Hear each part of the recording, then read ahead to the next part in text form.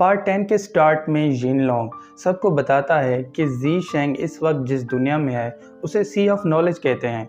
उस दुनिया में जाने के लिए तुम में से किसी को अपनी बॉडी से सोल निकाल के जी शेंग की बॉडी के अंदर डालनी होगी और अपनी सोल सिर्फ वही निकाल सकता है जिसके पास डिवाइन लेवल की कल्टीवेशन हो, वरना इससे कम लेवल वाले की सोल बाहर निकलते ही वो वहीं पे मर जाएगा। क्योंकि हांजी और मो युआन दोनों डिवाइन लेवल पे थे, इसलिए हांजी मो युआन को पीछे रुकने का कहता है ताकि वो पीछे रह के जिनलोंग पे नज़र रख सके, जबकि खुद जी शेंग को बचाने के लिए सी ऑफ नॉलेज की दुनिया में जाने लगता है। ये देख के मो युआन अपनी पावर से एक स्टिक बना लेती है और हांजी को कहती है कि इस स्टिक के ख़त्म होने से पहले वापस लौट आना, वरना तुम हमेशा के लिए उस दुनिया में फंस जाओगे। ये देख के मो युआन अपनी पावर से हांजी की सोल बाहर निकाल के उसे सी ऑफ नॉलेज की दुनिया में भेज देती है। अब जैसे ही हांजी सी ऑफ नॉलेज की दुनिया में जाता है तो उसके सामने उसके बचपन की घटना आ जाती है जिसमें लेपर्ड डीमन ने उसके माता पिता को उसकी आंखों के सामने मार डाला था। ये देख के हांजी गुस्सा हो जाता है और अपनी सोर्ड से उस पर अटैक करने लगता है। तभी वहाँ का सीन चेंज हो जाता है और उसके सामने एक डीमन लड़की आ जाती है। वो डीमन लड़की उसे कहती है कि मैं बिल्कुल निर्दोष हूँ, मैंने आज तक किसी भी इंसान को नहीं मारा। क्योंकि हांजी उसे लेपर्ड डीमन समझ रहा था, इसलिए वो अपनी सोर्ड से उसे मारने लगता है। तभी उसे अपने मास्टर की बातें याद आने लगती हैं जिसमें वो उसे बताता है कि बुरे डीमन और अच्छे डीमन के बीच फ़र्क को समझो, वरना कहीं ऐसा ना हो तुम किसी निर्दोष की जान ले लो। ये सोच के हांजी वहीं पे रुक जाता है और अपनी सोर्ड को दूसरी तरफ फेंक देता है। तभी उसके पीछे इवल हांजी अब वहाँ आ जाता है। क्योंकि हांजी उस डीमन लड़की को मारना नहीं चाहता था, इसलिए इवल हांजी उसकी जगह पे उस डीमन लड़की को मारने लगता है। मगर हांजी अपना हाथ उस डीमन लड़की की तरफ बढ़ा देता है, जिसे टच करते ही वो डीमन लड़की वहीं पे गायब हो जाती है और हांजी और इवल हांजी एक और वर्ल्ड में चले जाते हैं।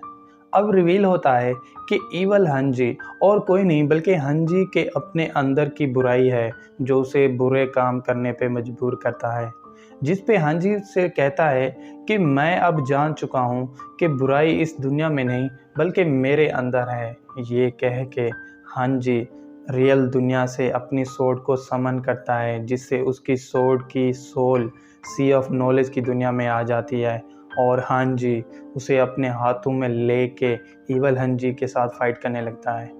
दोनों हांजी अपनी अपनी सोर्ड्स के स्पेल से एक दूसरे से फाइट करने लगते हैं। दोनों अपने पावरफुल मूव्स से एक दूसरे पे अटैक कर देते हैं, मगर दोनों के मूव्स वहीं पे डिस्ट्रॉय हो जाते हैं।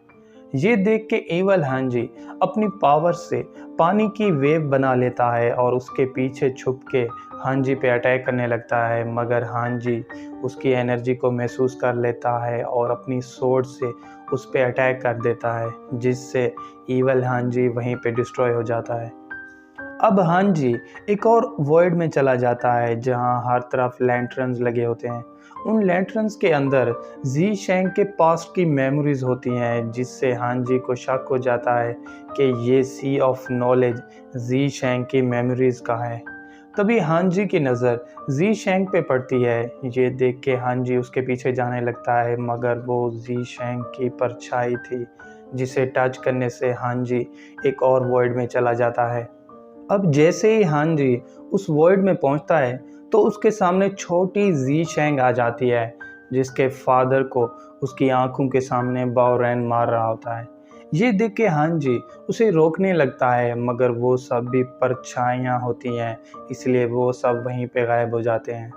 इसी बीच हांजी के सामने जी शेंग आ जाती है। हांजी उसकी तरफ बढ़ने लगता है, लेकिन तभी ट्री डीमन अपनी जड़ों से जी शेंग पे अटैक कर देती है, मगर हांजी अपनी सोर्ड टेक्निक से उसे बचा लेता है।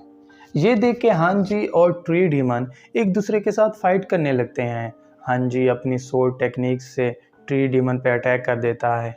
ये देख के ट्री डीमन अपने पावरफुल स्पेल को एक्टिवेट करने लगती है। क्योंकि उसका स्पेल बहुत पावरफुल था, इसलिए हांजी भी अपने पावरफुल मूव को एक्टिवेट कर लेता है और उससे ट्री डीमन पे अटैक कर देता है, जिससे वो वहीं पे डिस्ट्रॉय हो जाती है। अब जैसे ही ट्री डीमन की डेथ होती है तो उस वॉइड की हर चीज़ डिस्ट्रॉय होने लगती है। ये देख के हांजी जी शेंग को पकड़ने लगता है, तभी वहाँ की हर चीज़ वहीं पे रुक जाती है और हांजी एक और वर्ल्ड में चला जाता है। अब हांजी के सामने फेंग वू आ जाती है। वो उसे बताती है कि वो जी शेंग की हेल्प कर रही है और उसके माइंड से बुरी यादों को निकाल के अच्छी यादों को भर रही है। मगर हांजी कहता है कि ये सब एक ख्वाब है और ख्वाब चाहे जितना भी अच्छा हो, इंसान को उससे जागना ज़रूर पड़ता है। ये सुन के फेंग वू कहती है कि मैं इस दुनिया की मास्टर हूँ और मैं जो कहती हूँ वही यहाँ होता है। ये कह के फेंग वू हांजी को एक और वर्ल्ड में भेज देती है। यहाँ जी शेंग अपनी दोस्त के साथ बाजार में जा रही होती है, तभी हांजी की नज़र उस पे पड़ जाती है। वो उसके सामने चला जाता है, मगर जी शेंग उसे पहचाने बगैर आगे की तरफ चली जाती है। ये देख के हांजी शॉक रह जाता है। तभी फेंग वू भी वहाँ आ जाती है और उसे अपने साथ लेके कहीं गायब हो जाती है। हांजी उसे ढूंढने की कोशिश करता है, मगर वो उसे कहीं नहीं मिलती। ये देख के हांजी उस बाजार में इधर उधर देखने लगता है। तभी फेंग वू फिर से उसके सामने आ जाती है। ये देख के हांजी अपनी सोर्ड को उस पर अटैक करने का कहता है, मगर उसकी सोर्ड उसका कहना मानने से इनकार कर देती है। जिस पे फेंग वू उसे दोबारा बताती है कि ये मेरी दुनिया है और यहाँ जो मैं चाहती हूँ सिर्फ वही होता है। ये कह के फेंग वू कुछ डीमन से हांजी पे अटैक कर देती है और उसे अपने जाल में फांस लेती है। इसके बाद वो रिवील करती है कि जी शेंग बचपन से ही ऐसी प्रिंसेस बनना चाहती थी जो अपने किंगडम की लोगों की हेल्प करे, मगर किस्मत ने उससे उसके फादर को छीन लिया और उसे अकेला कर दिया। इसलिए मैं अब उसकी हेल्प कर रही हूँ और उसे वो सब दे रही हूँ जो वो बचपन से चाहती थी। ये कह के फेंग वू वहाँ से चली जाती है। अब जी शेंग अपनी फ्रेंड के साथ एक गार्डन में होती है, तभी उसके सामने कुछ मूव करने लगता है। ये देख के जी शेंग एक लकड़ी से उस पर अटैक कर देती है, जिससे एक बंदा उसके सामने आ जाता है और वो और कोई नहीं बल्कि हांजी होता है। ये देख के हांजी बिना टाइम वेस्ट किए जी शेंग को सारी हकीकत बता देता है, जिस पे जी शेंग कहती है कि तुम झूठ बोल रहे हो, क्योंकि बचपन से ही मैं इस दुनिया में बड़ी हुई हूँ और फेंग वू मेरी टीचर है। ये सुन के हांजी अपना सर पकड़ लेता है और कहने लगता है कि मैं इस बुद्धू लड़की को कैसे समझाऊं। हांजी का सिली रिएक्शन देख के जी शेंग हंसने लगती है और उसे पहली बार मुस्कुराता देख के हांजी हैरान रह जाता है।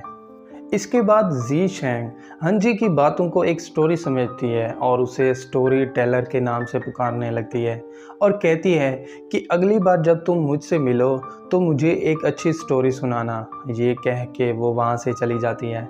अब जी शेंग फेंग वू और अपनी फ्रेंड के साथ बाजार में शॉपिंग कर रही होती है। तभी हांजी भी वहाँ जाता है और उसे कहता है कि मेरे पास एक अच्छी स्टोरी है, इसलिए प्लीज़ इस स्टोरी को एक बार सुन लो। ये सुन के फेंग वू जी शेंग को उस स्टोरी को सुनने से रोकने लगती है, मगर जी शेंग उसकी बात नहीं मानती और हांजी के पास चली जाती है, जिस पे हांजी उसके पास्ट और 9 कोल्ड्रन के बारे में उसे सब कुछ बता देता है, जिसे सुन के जी शेंग खुश हो जाती है और कहती है कि ये स्टोरी बहुत अच्छी है। मगर हांजी उसे बताता है कि ये स्टोरी नहीं बल्कि हकीकत है और तुमने उन 9 कोल्ड्रन को हासिल ना किया तो फिर ये पूरी दुनिया डिस्ट्रॉय हो जाएगी। ये सब सुन के जी शेंग दुखी होने लगती है, उसकी आंखों से आंसू आने लगते हैं। वो हांजी को पहचानने वाली होती है। तभी फेंग वू ये सब सुन के उस पर गुस्सा हो जाती है और उस पर अटैक कर देती है। ये देख के वो हांजी और जी शेंग के सामने अपने पावरफुल स्पेल को एक्टिवेट करने लगती है, क्योंकि फेंग वू ने जी शेंग के सामने कभी भी मैजिक यूज़ नहीं किया था। इसलिए ये देख के जी शेंग शॉक रह जाती है। वो अपने माइंड पे जोर देने लगती है और अपनी मेमोरीज को याद करने लगती है। उसके ऐसा करने से वो वॉइड बार बार चेंज होने लगती है और लास्ट में तीनों जी शेंग के फादर के विलेज पहुंच जाते हैं। ये देख के फेंग वू अपनी पावर से हांजी को मारने वाली होती है। तभी जी शेंग अपनी एनर्जी से फेंग वू पे अटैक कर देती है और हांजी को हर्ट होने से बचा लेती है। और इसके साथ ही पार्ट 10 यहीं पे एंड हो जाता है। तो दोस्तों, अगर आपको पार्ट 10 की एक्सप्लेनेशन अच्छी लगी हो तो चैनल को सब्सक्राइब और वीडियो को लाइक ज़रूर कीजिएगा। और अगर आप चाहते हैं कि मैं आगे के एपिसोड्स को भी एक्सप्लेन करूं तो कमेंट करके ज़रूर बताइएगा। Thank you.